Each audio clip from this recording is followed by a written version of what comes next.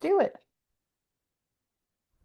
Welcome to Let's Go Feral. I'm your host, Andy Main. Today I have my good friend Jono Zalay from LA. Hi, Andy. Hi, Jono. We've spent probably 20 minutes consecutively all together waiting to go on stage and bantering behind the stage. Yeah, And the comedy networking of backstage, mhm. our little office or the water cooler of comedy. Yeah, the water cooler where your adrenaline is spiked, and you're like, I'm gonna die. I'm gonna die. Okay, it's my turn. I'm gonna die. It's a great way to get to know people. Absolutely. Yeah. And I've invited you on the podcast today because this podcast is basically just weirdos talking about weird stuff. And I've been trying to become a more intelligent person lately. I've been watching documentaries. Ooh, That's that's my entire investment into this. that's basically like reading books, but It's for your eyeballs. it's books for your eyeballs. The visuals are better. I've been watching a lot of Nova documentaries, Ooh, not just conspiracy theorist documentaries. Um, that's but good. yeah, thank you. And one of the documentaries that I got really into was about the brain, and Mm. it made me start wondering, am I my thoughts? Are my thoughts me? Where does the brain end and where do I begin? And so then I was thinking, like, I need to reach out to someone who actually knows stuff. And that's why I thought of you, Jono. Hmm. One of I'm surprised you didn't reach out to one of any dozens of neuroscience comedians. Oh, yeah, that's a whole racket, isn't it? Yeah, I Yeah. didn't think about that till this moment. But yeah, that's a whole thing. Well, gosh, you know what? I'm gonna reach out to one of those guys and you and I can catch up later. That's an excellent suggestion. Yeah. Um, but you've studied neuroscience. Are you a doctor? Technically, yeah, You've got not a the doctorate? yeah, I got my PhD in 2012. Whoa. And so full disclosure, I have not been involved in research since then, so my I might be a bit rusty in the current goings on of neuroscience, but I am like still have the fundamentals down pretty good. Oh, that's good. So do you get updates about research that you're interested in, and then maybe you're like, I should probably look into that. Like, is that a part of your life as a former PhD guy? Kinda, yeah. I still am acquainted. Like I follow, like on social media or news sites, like different science news and things like that. A lot of, but it's mostly pop science stuff where it's like, oh, we've discovered this with the James Webb Telescope, or there's this new breakthrough in cancer research or whatever. And like there are often some neuroscience things as well, but I'm not on an email list from my old university other than asking for money, which is a, a scheme they try to pull on me. Yeah, that I don't understand why higher education is so expensive, and then you finish it, and then they keep asking you for money. Like, Yeah. where does that money go? Yeah. That's a great question. And it it doesn't really well, the money doesn't flow anymore to research because of our current Health and Human Services Secretary. But yeah, like the federal government, weirdly, like in the sciences, they paid for my PhD. So like I've actually never given Boston University any money. Oh, They've given me money, which is great. that's But I've great. also given them, the labor that earned them like $1 million grants and stuff like that. Back when they Okay. gave out $1 million grants. Yeah, yeah. Well, those billionaires, they need their data centers, and really, no one's thinking about them. They have feelings too. So when you were a young neuroscientist, your specialty was in the brain, Mhm. and like you gave cocaine to rats. Yep. Yeah, I was in the laboratory of behavioral neuroscience at BU, and we studied addiction in a rat model, a preclinical model. Uh, so like non-human subjects, obviously. So yeah, we gave cocaine to rats, and I was How researching which. good was the cocaine? Oh, it was that pure like government lab grade quality. Was there a Straight. stamp on it, like when you get it from the cartel? You'd have to rub it against your gums and it's like, oh yeah, that's the good stuff. It's such an easy question to ask, but I have to ask it. Is it Mhm. possible for you to like just take a little pinky of cocaine and rub it on your gums while you're feeding it to rats? No, like it was like the kind of we were only had access as grad students to like the very like mixed with saline already, diluted like into liquid form, and like if we were to like want a full like hit of cocaine, we would have had to use like all of the supply of the entire lab. So it was like Oh, because it it was would have been rat-sized dosage. exactly. So Yeah. we didn't. It would have been pretty noticeable if you were taking a little bump on the side. Hold on one second.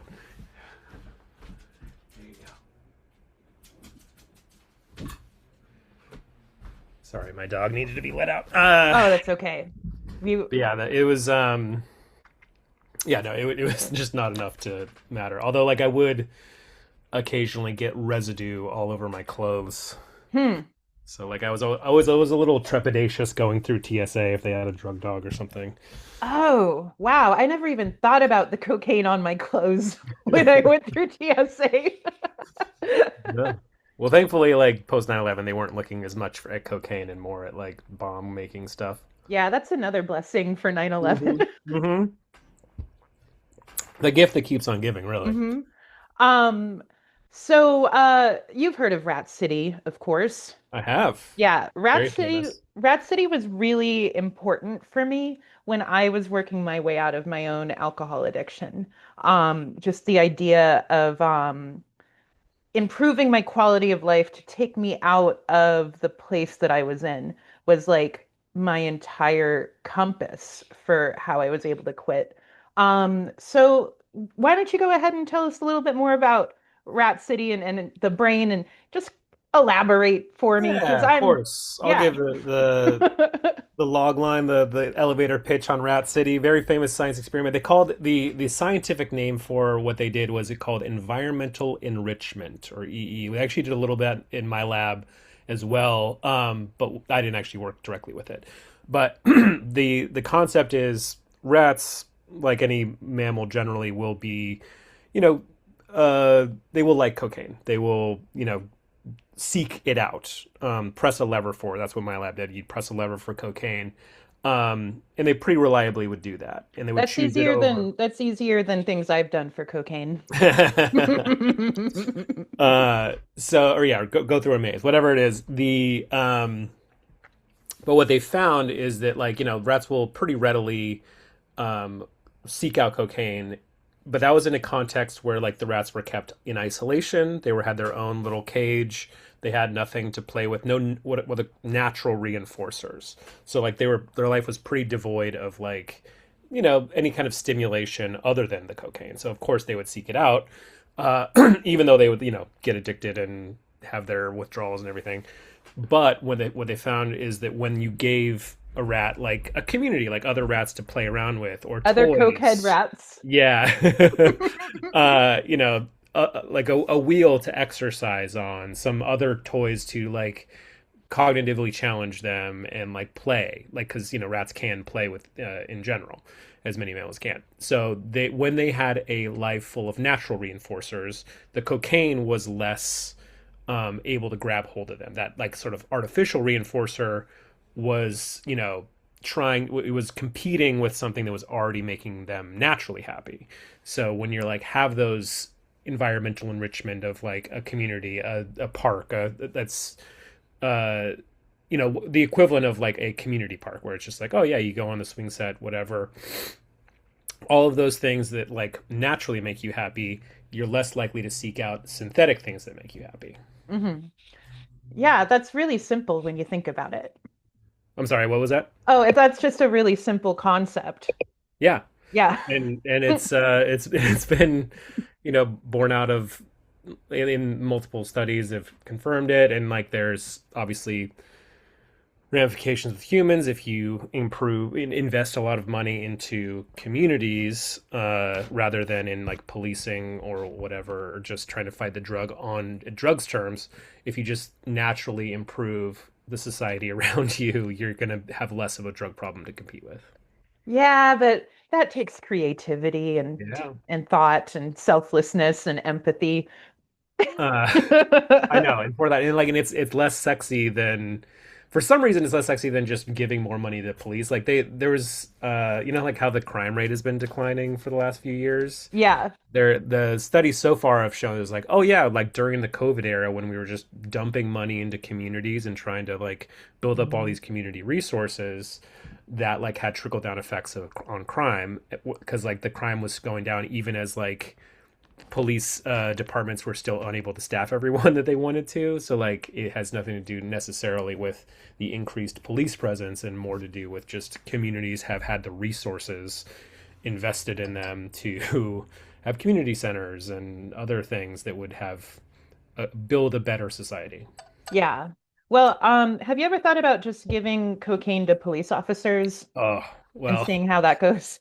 usually they're the ones who plan it on me. Oh, usually, 9 times out of 10. They're always a little bit holding. They always got to have a little baggie on their head just in case. That's got to be cool to be a cop Yeah. walking around with cocaine and you wake Uh-huh. up in the morning and you're like, who am I gonna plant this on today?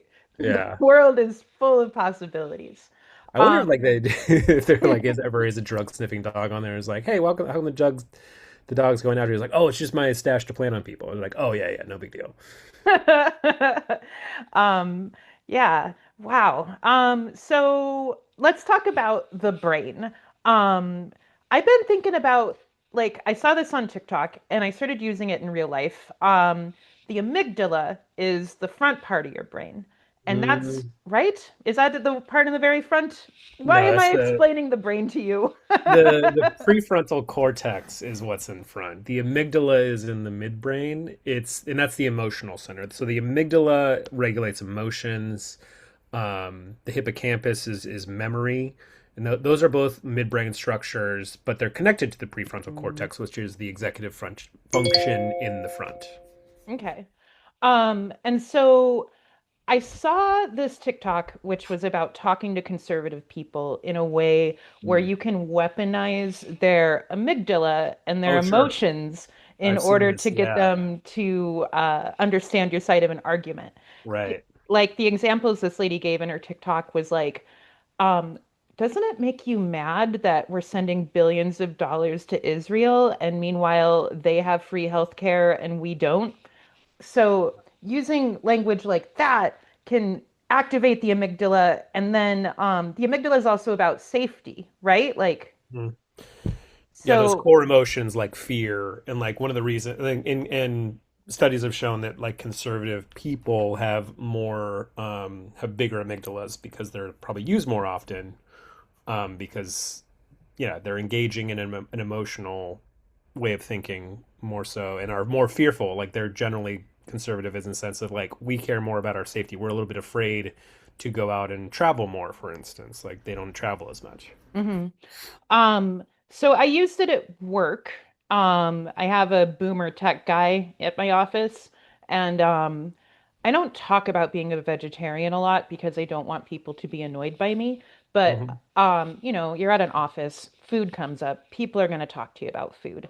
And Hmm. I was literally standing at the copier, like a 90s cliche at the office, and the boomer tech guy comes by and he's like, "Oh man, I'm gonna eat a bunch of salami today. I love salami so much. You can put it in dog food and I'd still eat it. Hey Andy, do you like salami?" And then I was like, "No, I don't eat meat." And I knew that would make him mad. And then he was like, "You don't eat meat? I'm gonna talk to HR about it." And then I was like, "This is the moment to activate the amygdala." And I said to him, isn't that cool for you that I don't eat meat? Because that means you get all the meat. And then he was like, you know what? I like the cut of your jibe, Andy Main. And now I have a new friend at work because I Wow, weaponized the amygdala. there you go. Hmm. That's a good strategy. Good, like that's the trick with overall science communication, but communication in general is like if you say something that's argumentative, people will do, you know, like the backfire effect, if you've ever heard of it, where they're like retreat more into their point of view rather than hearing yours. Mm, okay. It's very been a constant recurrent menace to scientists because they're like, hey, things are here's all the things we know, and everyone's like, no, fuck you. Yeah, I guess a scientist fight would be like, I don't even know how to describe what I'm trying to think about. Like, you can't argue facts in a way, but at the same time, you can argue the interpretation of facts. Hmm. So I guess that's where it comes from. Have you ever been in a science fight? Oh yeah, like well, that's what like the defending your dissertation is. It's like Oh, you're in a cage match with the five tenured professors, and they're all like tossing questions at you to test your knowledge and debate them. Is like, what have you thought about this though, and everything. And yeah, it's a real gauntlet um to get your actual PhD. okay. Well, congratulations on that. I hope it served you well in your comedy career. I'm actually like I'm decent at dealing with hecklers, but I do not like crowd work. You're actually, I would think of you as someone who's really good at it just because like you're not an emotional comedian. Like, No, yeah, like I'm not gonna like say fuck you, you whatever, and then go after them, but I will take what they say and then try to spin it back on people. But I'm just like not great off the cuff in communication. Like I can think my brain works faster than my mouth. mhm. So I kind of stumble over whatever comeback I was gonna have that would have really put them in their place or whatever, or even just like extemporaneously like talked about whatever. Like it's like, yeah, where are you from? And then like I'll have a thought about where they're from, but I can't like deliver it the way I could a regular joke because I haven't done it a million times. Oh, well, I still believe in you. Thank you. Yeah. Um, well, let's talk about consciousness. What do you think consciousness is? Ah, great question. You just said that to delay your answer by a few moments. Yeah, yeah. Well, That's a I, classic trick. I like consciousness is not a field. Like I was in the behavioral element of or subsection of neuroscience. I never really dealt with consciousness or cognitive psychology or neuroscience, which is something I'm definitely interested in. I just never studied it in depth, but I did like from a philosophical perspective. Like I was a philosophy minor in college, no big deal. That's really Uh, cool to be studying the brain and philosophy at the same time. I thought That's it would round me awesome. out, although I did find the philosophy majors to be insufferable. Hmm. Like more than any other like discipline in or field in in college, I was like, oh, philosophy people are obnoxious. Like if you were a philosophy major with a theater minor, Oh yeah, that would make you the worst person. just performatively smug. Like loudly smug. Yeah. Oh yeah, so bad, so awful. But there was, like one of the core, uh, you know, arguments or debates really is like materialism or dualism for consciousness. Is it tied to our individual neurons? Is there something like biological that's happening in our brain that's manifesting all of our thoughts and our self and our being, or is there like something more ethereal, more beyond like your consciousness that would exist without your body, that kind of thing. And at the time, I was like very convinced by this dualist argument. I was like, oh, like there's Wait, more one to second. us. Let's dumb this down for me. Yeah. What's the difference between materialism and dualism? So dualism is in like yes, your brain exists and you have a mind, but there's more to you, more to your consciousness and your being than just what we can be observed materially. Okay. And whereas materialism is just like, oh, it's just neurons firing. Okay. Like it's just whatever is happening biologically. It is a material thing. It is nothing, no like extra plane of being that we're exist on. Okay. Got it. Yeah, I listened to the telepathy tapes and they hate materialism. Yeah. No, it's like it's a very hot heated discussion, heated rivalry, if you will. Science They fight. like, yeah, they definitely have a rivalry, but it is also a little gay, just like the hockey show. They secretly love each other. They can't get enough. I'm both materialist and dualist. I can do both at once. It's a real Dharma and Greg situation. Yeah. Okay, so where were we going right before I had to define that term? Which do how do I feel about are we more than our thoughts? Yeah. Like it, so I did like when I was in college and taking these cognitive science psychology courses, I was like, oh, I'm definitely a dualist. There's more to us than our brain. And then when I went to neuroscience graduate school for 6 years, I was like, I think I might be more of a materialist now. I think it might just be a bunch of neurons firing, and there's a lot of them, and they're great. They're doing a great job. Great job, neurons. So in like our perception of whatever our self is more tied to our biology than we can understand. Nevertheless, I think it is, my interpretation is like, yeah, we're kind of just these lump of cells that can think, and that's cool. That doesn't diminish their like the fact that we're able to be aware of ourselves and our surroundings and be creative and think beyond ourselves is like a miracle of biology. Hmm. But it is still biology. I wonder what other animals have to say about that. Because, like, other Hmm. animals all live in, I'm just being so vague. Let's talk about dogs for a second. Dogs are a Hmm. social creature. They all live in packs, be it with a family of humans or whatever kind of pack they have. Um, I wonder if dogs, what they think about things outside of themselves. Right. I'm Yeah. I sorry, mean, I like flubbed that one. like I my previous dog would stare at himself in the mirror, and I'm like, what does he think? Is he aware of himself? I know he can see us in the mirror and knows that we're not there. They're behind him or whatever. So like he's certainly kind of aware of himself. He's kind of aware of us. What is he thinking about? Do you Of think course, that he's those videos where dogs are hitting their paws on talking buttons, do you think those are uh real? I think like so I worked with rats and cocaine as you know, and like they involved pressing levers to get a certain outcome. Mm-hmm. So I think there might be less of a understanding of what the word says and more of a what this button does. Mm-hmm. Mm-hmm. So it's Yeah. it's it's more like I don't think they understand what is being said and what they thinking about. They're just seeing a cause and effect. Yeah. They're like, if I hit the one vaguely in the middle, I'll get a treat. Yeah, that kind Yeah. of thing. And then some lady's gonna edit the hell out of this and put it on Instagram. Yeah. Yeah. Yeah, so I mean, like, there's even, I mean, the most that like the smartest chimps, like or bonobos, the other And the non-human horniest. primates. Yeah, exactly. The smartest animals of every species are Also the um, horniest. also the horniest. There's a correlation because they can understand that they can get more out of these sex organs than just procreation. Hmm. Um, Hell yeah. which more power to them. Not trying to kink shame here. Thank you. The On behalf Yeah, of the like bonobo community, thank you. yeah, but like the most like complicated sentence from the smartest chimps or non-human primates are still just kind of gibberish. Hmm.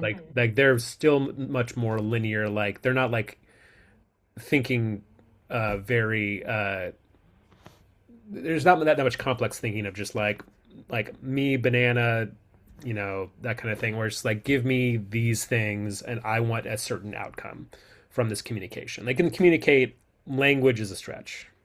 Yeah, that really kills a lot of my dreams about having an amazing cross-country adventure where I'm a trucker and I have an orangutan. I That's one of the things I got to do. I want to drive across the country and get into hijinks with, mean, orangutans are like among my. I used to work at the zoo in San Diego, oh, where nice. I'm from when I was a teenager, and like the orangutans are so cool, Hmm. so strong and so smart, and they're one of the few animals that can use tools. Wait, was that orangutan who hated the other orangutan at the San Diego Zoo? I don't think so. Damn Like this, it. the one that like would walk around the zoo and they would just taunt another animal it hated. Yeah. No, like if an orangutan got out at the San Diego Zoo, it would be a news story. This happened like 20 years ago. It was like Okay. yeah. This orangutan would escape and he'd go to this other orangutan's cage who he hated and he'd stand outside and throw rocks at it. Yeah. So I think that happened at a much smaller, less secure zoo. Okay. Like because there has been like when I had worked there, like an orangutan had like at one point escaped by like throwing a giant boulder through the window. Um, Good for him. and it was like pretty famous, and like it was like, oh, remember the one incident we like that almost shut down our zoo? It Yeah. was yeah, so they're much more I don't think any orangutan could escape from the San Diego Zoo without like me knowing about it. Well, I'm gonna get my semi truck and I'm gonna liberate one and we're gonna Yeah. drive around the country, throwing poop at the man. Yeah. That's my new movie. It's gonna be great. Um, do you know what the pineal, I'm not saying it right. The Pineal. pineal gland? Yeah. Hmm. So, I went through a moment in my life where I almost joined a cult. Like, not quite that seriously, but I was dealing with a lot of stress, and I decided that I would get into yoga to deal with the stress. And then I got, like I went into yoga teacher training so that I could just learn everything about it. And yoga teacher training takes you on like a metaphysical journey. There's a lot of Hinduism in it.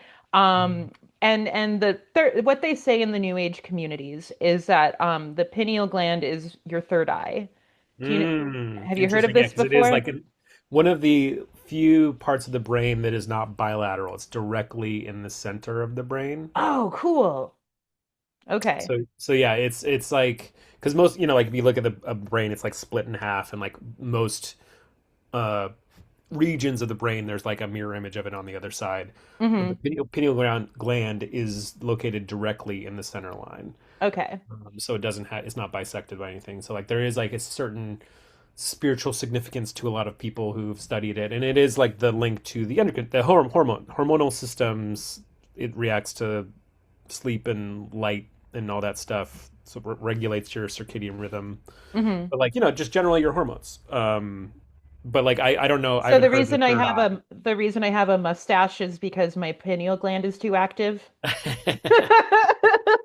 Yeah, one of the many, I suppose. It's genetics too, and I'm Hmm. meditating too hard. And menopause, let's be real. Yeah. Um, so do you ever meditate? No, I am way too ADHD to meditate. I've tried. Like I know it's a skill that I could learn if I really was into it and practiced a lot. I'm just not that into it. I'm not like that committed to it. I know Yeah. it'd probably help. I just don't have the time and nor motivation to do it. But yeah, I've tried a couple times. I also have tried so like a hypnotist has called me on stage a couple of times. They could never put me under. Oh, funny. I, wa- Yeah, I I, just I just could not my mind was going too fast. hmm. I Okay. couldn't focus on whatever hypnotic thing he was saying, so I couldn't be hypnotized, and I can't meditate. Okay. Well, that's very autistic of you, but that's fine. No shame. Possibly. No shame. We're all on the Um, spectrum somewhere. We are, we are. I'm probably deeper into the spectrum than I'd ever admit to myself. No shame to that. Yes. So something weird that happens to me when I meditate, which I'm not a gigantic meditator. I do it while I'm falling asleep. I just listen to some like guided meditation while I'm lying in bed and it helps me fall asleep. Sure. So that's the extent of my practice. But something that happens is I get like a vibration feeling right here. I get like a Mm, tingly little wild feeling right here. And then at the top of my head, where it actually feels like there's something walking around on my scalp. mm, Um, and I was wondering if that meant that I was a god or not. yeah. Well, we're all our own gods if you think about it. Like we control our reality. That's huge. And and like there's little cues to let you know that yeah, you're in charge, and that's probably one of them. Oh, so I am a god. Yeah.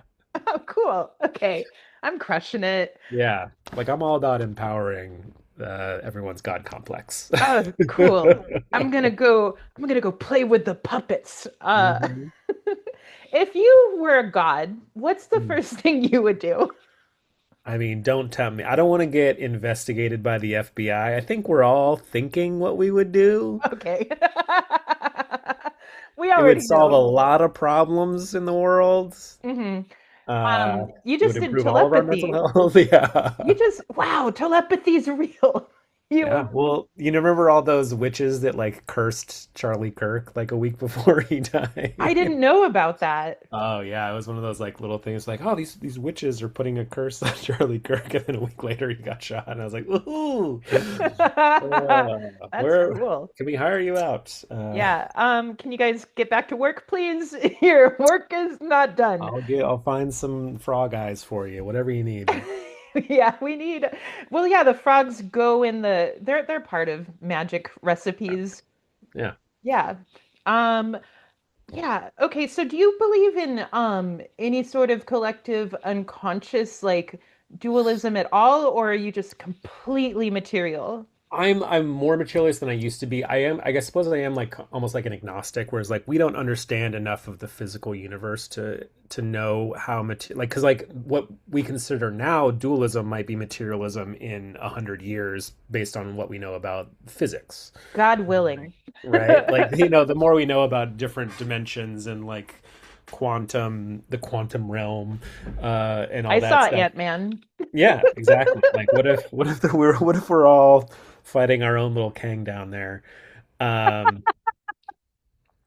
so yeah, it's Sorry, I'm just trying to be an idiot on yeah. purpose. No, I mean like I Okay, think good. that like the way like our brain is so advanced and like the biology that we are aware of is like so advanced that we can create all these different realities and perceptions that are like hard to explain, and like maybe those will be explainable in 20, 50, 100 years, but you know, I can't say for sure. Like I wouldn't, I think that like what we know of now is all very materialist, but I think that eventually it'll kind of be reconciled. My dog really hated that. She's barking behind me. She just left the room.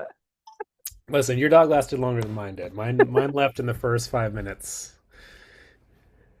Okay, so how many different parts of the brain are there?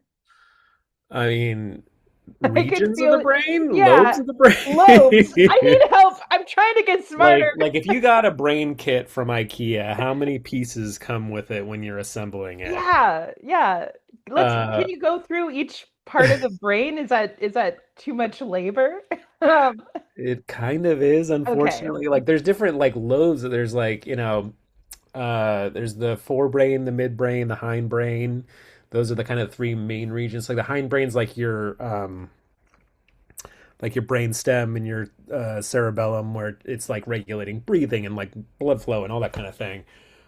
Your very basic functions. Then there's like midbrains that are like coordinating muscle movements and memory and emotion. And then there's your forebrain, which is like kind of the more advanced. Like all of the midbrain and hindbrain are every animal generally has them. Like like the crocodile part of your brain, whatever.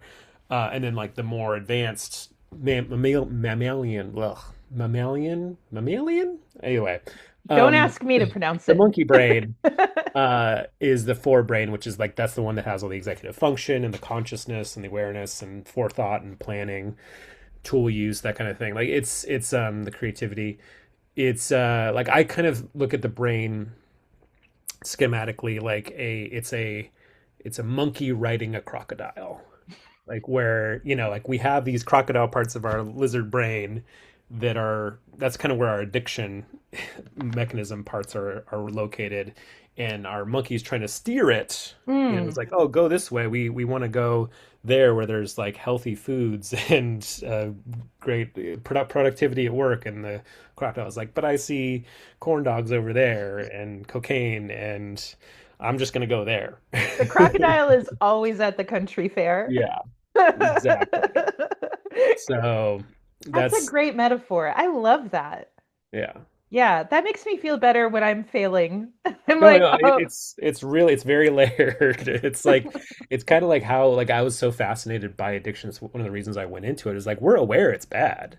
Like hmm how could we be so conscious of what we're doing is wrong and then do it anyway? hmm And then it's because of the different parts of our brain that are like at war with each other in a way. There's a science Huh. fight within our brain. There's a what within our brain? A science fight within our Oh, brain. okay. So what made you so interested in addiction? I mean, it's just literally that, where it's like, how can we, like, we're too smart of a species to get addicted. Yeah. And yet, like, at the same time, we're like kind of the only, species that would create stuff that we are addicted to. Like the fact that we've invented social media and the internet and all these things that we're now ruining our brains and society is like, we're aware that they're doing that, but we're unable, to stop ourselves from falling for it. Hmm. Like we're kind of getting dumber the smarter society gets. That's true. The smarter we get, the dumber we are because we're not doing anything about the No, knowledge that we have. exactly. Yeah. Well, I would say that the number one addiction ruining society is power and money. That's I my mean, hot take. yeah. I mean, A because controversial opinion, I'm sure. the people who have like enslaved us to our phones are the ones with power and money. Like Hmm. all the tech people, all the rich people, like they want us to have that opiate of the masses, which used to be religion and now is Instagram Now it's likes. Yeah. and podcasts. Oh my God. I'm feeding the machine right now. We're part of the problem. Fuck. I just realized it. Um, uh, is there a way to get dopamine without social media? I gotta tell you, like, yes, and like I was just in South America for a week. We went there for my wife's birthday, and like I was on my phone a lot less, even though I was on it a little bit each day. And it was like I felt better. Like I was generally like I still felt bad because I would still see the news and stuff like that, but like I wasn't on my phone as much, and I definitely felt a little bit more at ease. Like I used to also like constantly every spare moment be listening to news podcasts or whatever, political podcast, all these things that would like kind of make me more aware, but also kind of bum me out a little bit. And like I definitely wasn't in a healthier brain space. So Hmm. like there is a way if we can to get ourselves off a little bit more, and we would be more productive and healthier. So More we should creative. all just go to South America with your wife on her Hmm. birthday. Hmm. Yeah. Okay. That's a good It's solution. yeah. I like that one. That's my Um, little. If I was a trillionaire, I'd fund the birthright, but to some country that you want to go to. First you do that one thing that we can't say out loud, and then um, do you know anything about the idea of playing different tones, like megahertz tones, affecting how your brain is connecting with other lobes or compartments of the brain? This is some more new age stuff, by the way. Yeah, no, like I'm sure there is have been studies or have looked into it. I know that like because the brain communicates with these electrical signals, and those can be disrupted with various other physical ways, light, sound, etc., electrical fields. I don't know the tone Okay. science. Well, what they're saying, and I don't truly mean that I believe this. I'm interested in it. I've got like one toe in this telepathy tape world.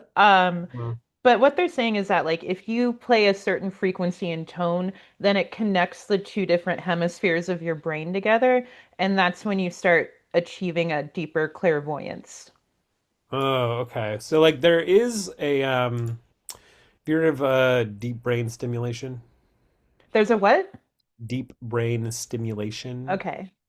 So there's these electrodes that like scientists can like kind of implant like deep within your brain Hmm. that if you are, let's say, schizophrenic or have a mental disorder that like is uh harming your, brainwaves and everything like that, like they can stimulate parts of your brain that will kind of act as like a orchestra conductor where it's like everyone pay attention, this is how we're firing now or whatever, and like it will ease their symptoms where like if your brain is disordered it will put it more in order. Hmm.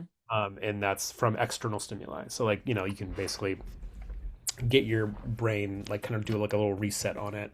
Is that shock um, therapy? Internal stimulation, it's not shock therapy the way that like electroconvulsive therapy is. Okay. but like a similar idea, like Yeah. yeah, like external force trying to, you know, shock the disordered brain. Hmm. And like it does put it more in harmony. I don't think there's uh oh yeah, I guess like there's somewhat of a correlation because like your brain is just kind of your brain in general, but like there are like the more you use certain parts of your brain, the more like dense those parts become. Okay. That's kind of what I was talking about, like conservatism and the amygdala. And Yeah, yeah. if they're more fearful all the time, they're gonna advance. It's like if you use a room of your house more often, you're gonna like expand onto it, and make it more intricate and more personalized.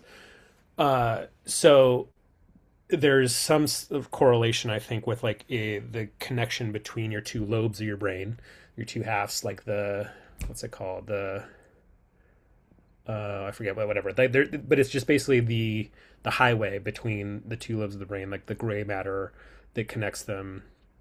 Its name's CC, whatever. Either way, the more there's of a connection between the two lobes, like the more um, like empathetic you are, or something like that. Where it's Okay. like, yeah, like the better communication you have within your brain, sort of the white matter connecting the gray matter, Hmm. is correlated with I think I forget the factoid of it, but it was like there is a How do they come to that corpus callosum. conclusion? Sorry, I knew it was CC. It's the corpus callosum that connects the two lobes of the brain. Good job. That's Oh, very, whew, I'm proud of you. Oh, you got thank out you. of that hole. Oh man, I was about to lose my neuroscience degree. So many times I'd be like, "Oh no, what did I just forget?" But yeah, if you like, I think that like there's the thicker the corpus callosum, the kind of the more well-adjusted you are, or something like that. So how do they define that? Like, do they take someone who they're like, all right, that person was a very empathetic person, and now they're dead, and now we're gonna dissect their brain to find out what was happening inside of it? Um, I think they can do a lot of imaging studies where like they can see your reaction to certain stimuli in your brain. Uh, I'm also going to look up corpus callosum.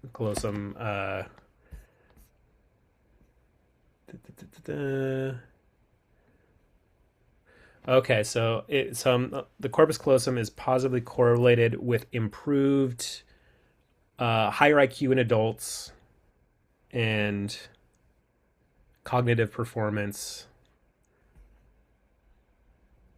Yeah, better information transfer. I don't know. It just makes you smarter, I guess.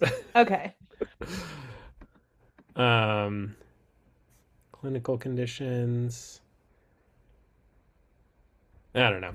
But yeah, like you want your brain to communicate within itself well, Hmm. and Yeah. Do you think okay, there's people out there with no inner monologue. Do you have oh, an I inner know that blew my mind. They like what do they do? Like those like how do we distinguish between them and dogs? You know? Yeah. Like, does that mean that they don't have thoughts? If you don't have an inner, I can't figure out how to live a I life without some cannot. screaming voice inside of my head. No idea what their life is like, how they exist. I gotta find one of those people and just kind of figure them out. Right? Um, do you think that they don't have as much corpus callosum? Oh, could be. I mean, like, I would imagine like your internal monologue is much more prefrontal, so it's probably less about connectivity and more just like what. I love that view. That's great. Show us the Clippers. Yeah, I'm Sorry. sorry. Yeah, yeah, You just zoomed right into your chest. I did. I was moving something behind my laptop, and it zoomed my camera down to my T-shirt, which I'm a big Clippers fan. Hell yeah. Good Kawhi's job, having a great year. Clippers. That's a bold move to be a Clippers fan, you know? Thank you. I am bold. I'm very brave. I don't know anything about sports, but I know the Clippers aren't good. Yeah, historically they've been awful, but Yeah. they got bought out by Steve Ballmer, and now they're better. Oh, who's that? He's a former CEO of Microsoft. Oh, good for him.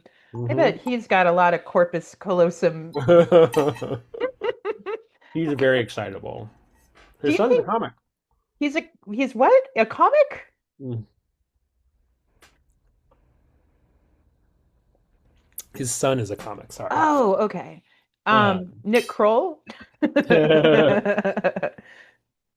um, I actually should know. Whatever. I don't We want to talk can't, about it. yeah, we shouldn't talk about it. It's fine. No. Yeah. I do not I will go out on a limb and say that I don't think that hot people or rich people should be comedians though. But those that's the clearest path to success. When you're already hot and rich Yeah. and then you start Oh, doing should comedy. tall people not play basketball? Oh, God damn you. I just need a place for me. Yeah. I thought comedy was where I was gonna fit in, but it's been taken Yes. over by hot rich people. All these Muggsy Bogues are lamenting all these talls getting in and taking their spots. I do know who Muggsy Bogues is, and I like that guy. He's He got was he had moxie. too good of a name and too fun of a fact for him to not be known. Yeah. How tall was he? Like 5'3" or something? Something Oh, he was. I think he was ridiculous. like he wasn't even that short. He's probably like 5'6". Oh, So okay. like just a normal short guy who happened to be in the NBA. Yeah. He was like the Um, last guy in the NBA before they all got hella tall. He yeah, was yeah. like, Even there's like 7 foot point guards now. It's kind of unfair. yeah. Well, damn. So what things do you think that we should be doing to help our brains age gracefully? Oh, And are great. you doing any of them? Uh, man, a little bit here and there. I know like you're supposed to like reduce inflammation. You're probably not supposed to drink as much as you probably would. But you know, like the key for longevity in general is like good social connection. That's like this big like landmark finding of the last 30 years is like, oh, like if you have a bunch of meaningful friendships and connections with people, a good community, then you're going to live despite any other factor. So like having a social bonds, that's the thing you can do for your brain the With most. other cocaine rats? Yeah, exactly. Yeah. Like it's that environmental enrichment. Like have a like if you have a healthy social life, you'll probably have a good medical life Hmm. and long uh, physical well-being is tied to that. And on top of that, like sure, take your vitamins and like don't engage in too much drug abuse and everything. But yeah, that's the main thing. Okay. Well, that's pretty good. I'd say exercise, fresh air. But Yeah, all of those. the social bonds, that's really important, actually. That's super important. Yeah, It's something that I strive for. Um, I wonder if people who are terminally online and only work within that community of onlineness, if that is a cheat for the brain to consider it to be a social bond, even though I it's not know. in You real life. wonder, yeah, because like all those like the male loneliness epidemic has pushed them all online, and like Hmm. to find these, they've been striving for group cohesion, so they will find these trolls online and get together and hate women or something. Yeah. Um, so I wonder, like it certainly must be some kind, it must relieve some loneliness to have online connections, and I I don't think know it's how like meaningful a, they are though. Like yeah, it might just be like that sort of methadone or like the sucralose, like the diet version of friendship. yeah, that's what I was gonna say too. It's like a fake hit of dopamine where like Hmm. if you do something like smoke a cigarette, you get a little hit of dopamine that lasts for like Uh-huh. 10 minutes. But if you go jogging, your dopamine lasts all day. Right. So, I wonder if there's something there to that. But what's your favorite part of the brain, Jono? Oh. Well, I mean, like it's hard to argue against the the pleasure centers, the That's nucleus good. accumbens. I mean, that's what I studied, and it's what gives us joy, and like that's where those dopamine hits are hitting. All right. That's That's a our good little, answer. like our brain G spot, that the nucleus accumbens. Yeah. Have you ever seen a raw brain? Like just what was once in a human skull and it's on a plate? Yeah, when I was in neuroscience school, they took us to a cadaver lab and we held a human brain. Oh God. How How freshly dead was the brain? Oh, it was long. It was like had formaldehyde in it, so it was like wasn't as squishy as it would be if it was fresh or whatever. Okay. Because our brain is very malleable. It's like Jello. Um, Oh, I thought it was more solid. super malleable. Yeah. Um, it's just very fleshy and like, but like once you want to preserve it, like you know put the formaldehyde through it, and then it becomes a lot more dense, like a Nerf football. Hmm. Uh, like it's soaked in water, so like one of those heavy Nerf footballs. Um, and yeah, I mean it's not as big as we'd like to think. It's like, Isn't it like two fists put together?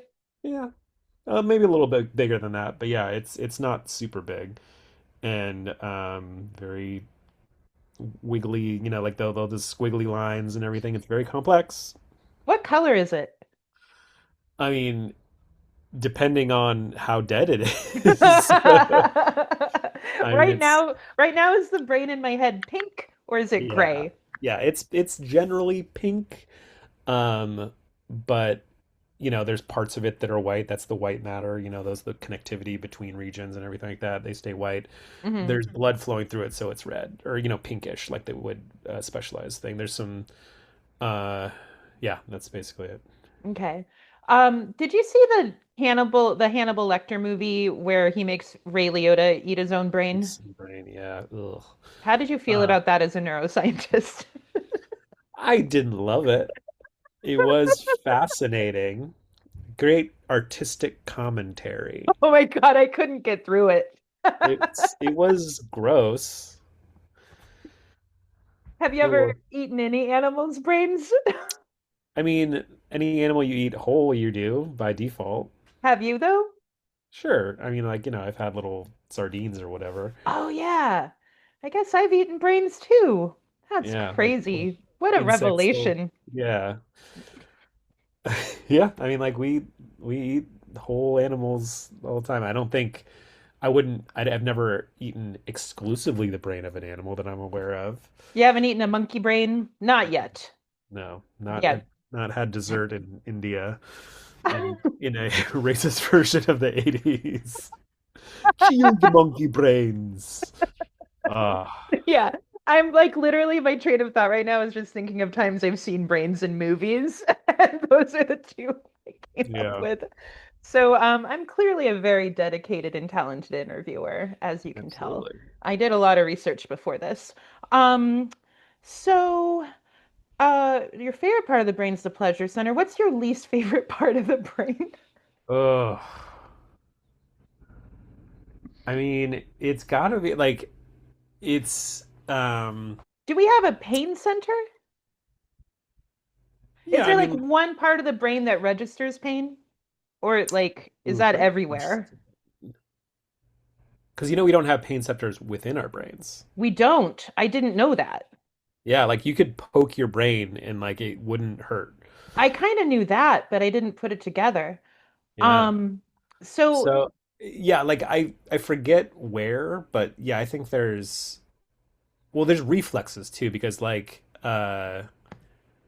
you know like when you know like when you get hit in the kneecap by like your doctor or whatever and like you have a little reflex thing, it's like when you have a pain receptor that's going straight to your brain, it will send it to whatever part of your brain is processed like, oh, move your hand or your leg, whatever is touching the thing that's hot or hurts. so if I burned my hand, the part of my brain that would feel it is the part of the brain that's controlling my hand. It's connected to it. I don't think it's necessarily the same, Okay. but there is a mechanism. I think it's probably somewhere in the midbrain. There's a lot of instinctual, like subconscious parts of your brain that are fielding those kind of inputs. So like it is like these midbrain structures are really fascinating. That's kind of like the um well, yeah, somewhere like that basal ganglia, which The of which basal ganglia. That sounds delicious. I'm not even yeah kidding. That's yeah if I were um Ray Liotta, that's where I'd eat first. but that's where like the pleasure center is, but it's also connected to all these other areas of muscle coordination and sort of like subconscious instincts and effects and everything like that. Those are like it's a very complicated but like less high-minded part of the brain. Hmm. It's so like I don't know. Yeah, it's hard to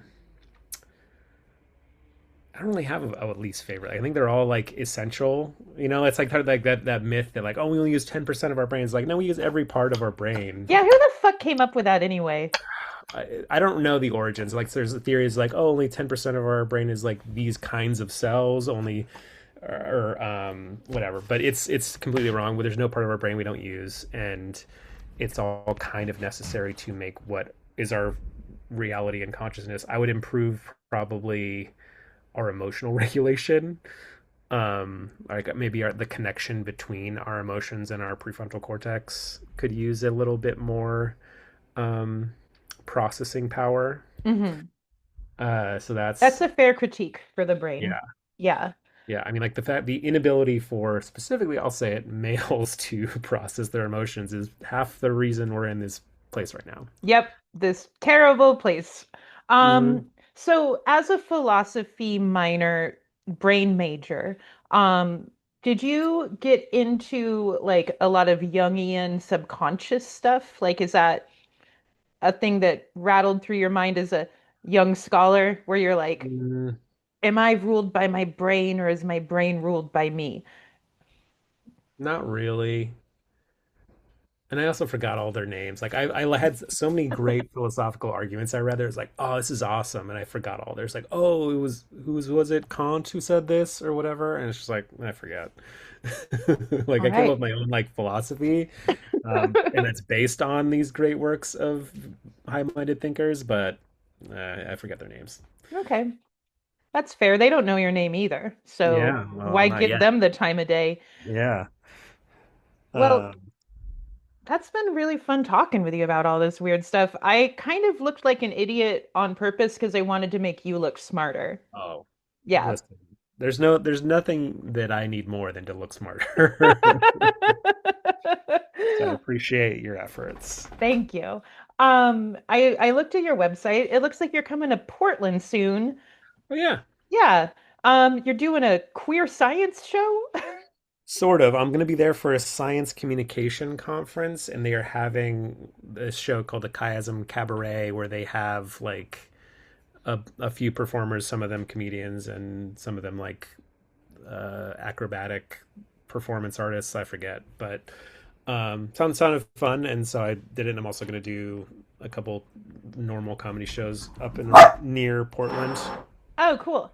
Well, we can talk about that later. Maybe I can help you get on some shows or something if you want. Of course. But yeah, cool. Well, Jono, thank you so much for spending Valentine's Day with me. Hey. You're the first human I talked to today, so you're my Valentine. Wow, what an Hmm. honor.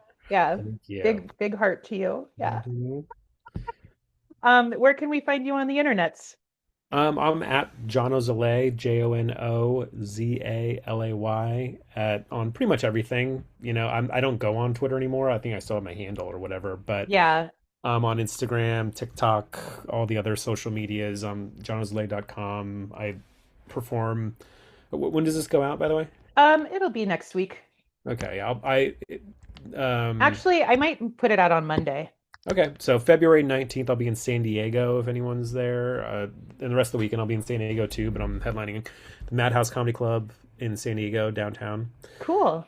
Yeah, I go around. I get around the country and occasionally internationally. I'll be in Mm-hmm.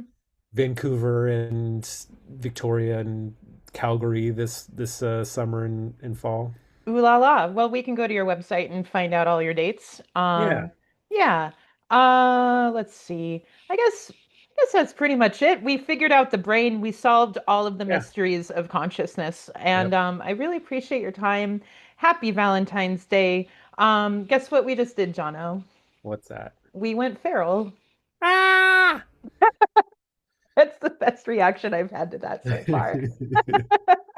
Thanks so much, dude. I'll see you soon. I'm gonna Yep. end the recording.